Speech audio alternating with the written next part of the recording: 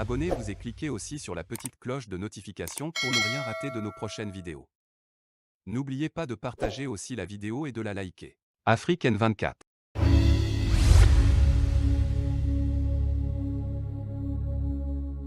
Amis Canletor, bienvenue dans votre émission La Voix du Peuple sur Radio à volonté. Plus que 3 jours, le monde entier entamera la nouvelle année de 2022. Mais au Togo, beaucoup de familles vivent sous le seuil de pauvreté et les fêtes de fin d'année sont pratiquement insignifiantes au Togo. Et face aux restrictions des libertés d'expression et de manifestation, les populations qui vivent depuis des années sous le joug de la dictature sont meurtries dans leur âme. Eh bien, à ce lot de désolation, plus d'une centaine de prisonniers politiques couplent dans les prisons du Togo où ils vivent dans des conditions inhumaines de détention. Après avoir subi des tortures sous toutes ses formes, ces prisonniers politiques ont trouvé la mort en détention ces 10 derniers mois selon un rapport du Comité pour la libération de tous les prisonniers politiques. Pourquoi autant de prisonniers politiques au Togo? Que faire pour obtenir leur libération? Eh bien, nous aborderons ces sujets avec nos invités, dont Rebecca Manak. Depuis le Mali, elle est initiatrice du collectif international pour la libération des prisonniers politiques au Togo, et avec Samari Tchadjobo qui va nous accompagner en ligne depuis l'Allemagne. Il est membre de la diaspora togolaise en Allemagne.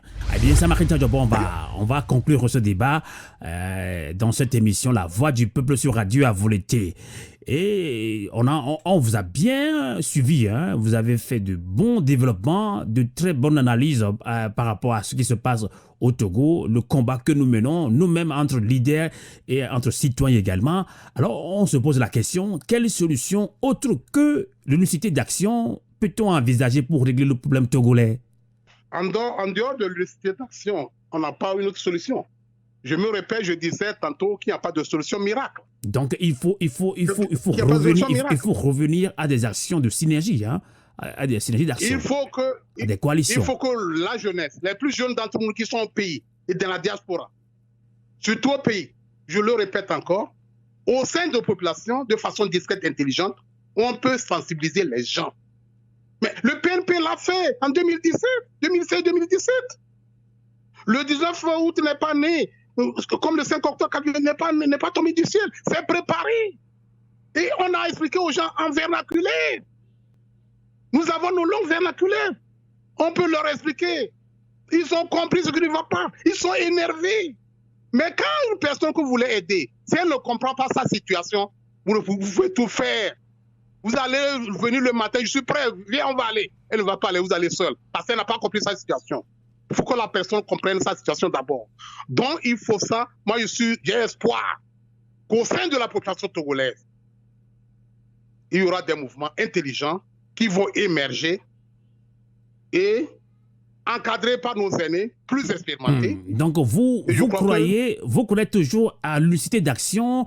Et pendant ce temps, on est tellement divisé entre guillemets, entre leaders, entre population elle-même au Togo comme de la diaspora, par des insultes. Moi, je suis du PNP, je suis de l'ANC, je suis du mouvement citoyen DMK, je suis pour celui-ci.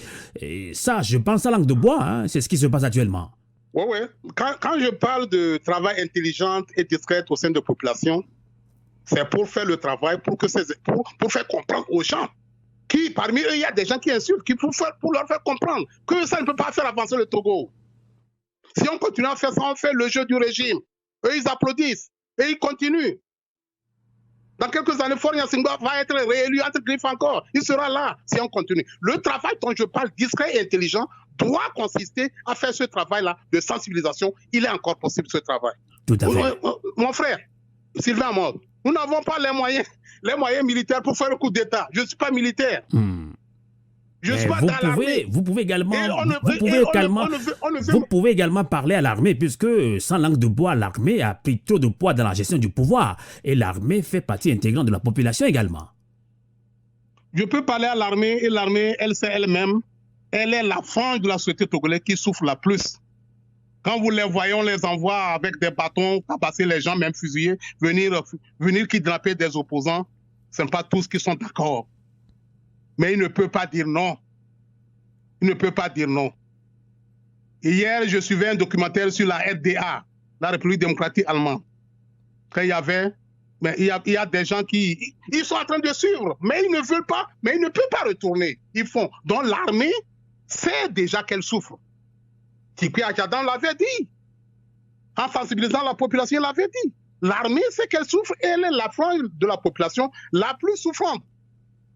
Tout d'abord, les conditions de travail, les conditions sociales qui sont les leurs, dont l'armée, j'en appelle à l'armée. Et elle le sait déjà. Mais ça ne veut pas être que nous faisons la politique des coups d'État, non. Mais c'est notre pays. S'il y a des coups d'État qui viennent, mais pas pour des règlements personnels, ils sont les bienvenus. Nous voyons aujourd'hui ce qui se passe en Guinée. Ils sont en train d'aller méthodiquement au Mali. Nous voulons ça aussi. Mais pas de règlement personnel. Non, nous ne voulons pas ça. Mais pour le moment, je ne suis pas militaire, je n'ai pas les moyens. Je laisse ça aux spécialistes de discuter. Moi, je sais que nous avons une jeunesse intelligente. Elle peut faire le travail au sein des populations de façon intelligente et discrète pour soulever les populations comme en 90, en 2019, 2017, 2019, etc. Samari Tchadjabo, dans 3 jours, nous entamerons la nouvelle année 2022, déjà par anticipation, puisque je ne sais pas si on peut vous avoir dans cette émission avant la fin d'année, mais que direz-vous aux Togolais, au Togo, dans la diaspora, par rapport au combat que nous menons depuis des années, et quel sera votre message en guise de vœux formulé à vos proches, à vos amis, etc.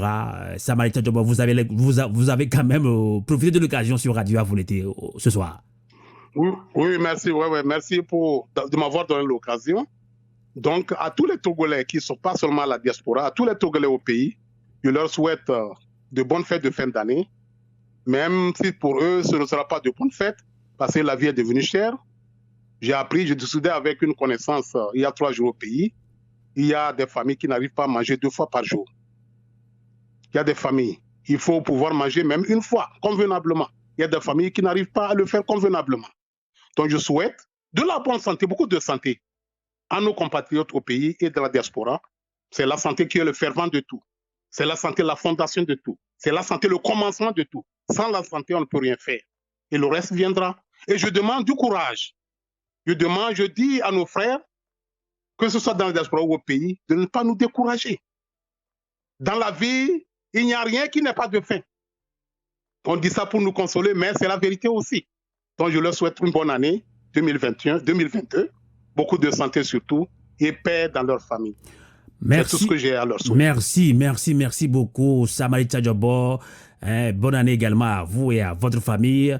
Et à vos proches également, bonne année à tout le monde. Bonne année également à Rebecca Manak qui nous a accompagnés également depuis le Mali. Rebecca Manak est initiatrice du collectif international pour la libération des prisonniers politiques au Togo. Elle est d'origine française. Et ce collectif est composé de Togolais, Maliens, Sénégalais, Tchadiens, Burkinabés, Congolais, Irlandais, Américains, Français, etc.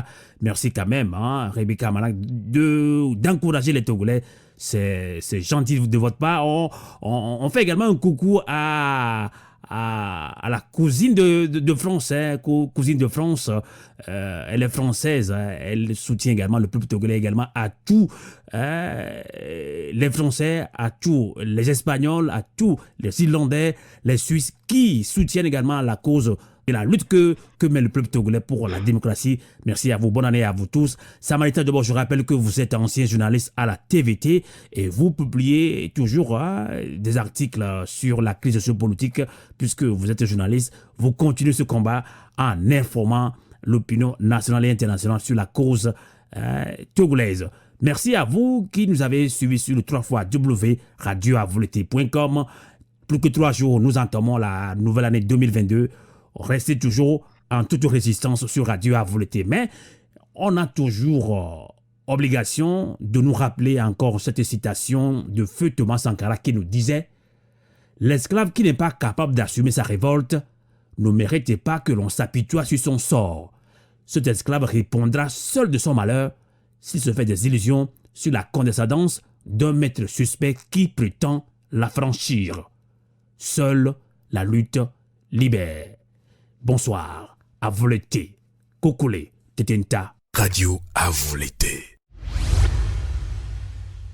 Likez la vidéo si ce n'est pas déjà fait. Laissez aussi votre point de vue en commentaire.